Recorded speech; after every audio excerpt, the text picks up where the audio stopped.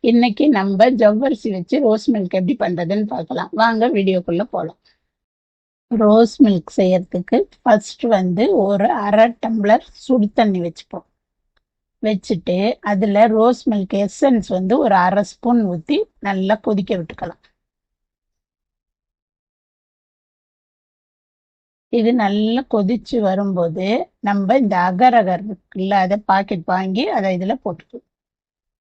இந்த மாதிரி அதை எடுத்து வச்சிருக்கேன் பாருங்க. இதை இதுல நம்ம சேர்த்துக்கலாம். இது எந்த அளவு உங்களுக்கு தேவையோ அந்த அளவு சேர்த்துக்கோங்க. இது இப்ப நல்லா கொதிச்சு நல்லா கரைஞ்சி வந்துடும், தண்ணி மாதிரி ஆயிடும். அந்த அளவுக்கு கொதிக்க விடுங்க. இது கொதிக்கும் போதே இதுல ஒரு ஒரு ஸ்பூன் சர்க்கரை சேர்த்துக்கோங்க. அப்ப அதுல கொஞ்சம் இனிப்பு இருந்தா நல்லா இருக்கும் சின்ன பசங்களுக்கு சாப்பிடும்போது. அதையும் சேர்த்து நல்லா கரைச்சி விட்டுட்டு கொதிக்க விடுங்க.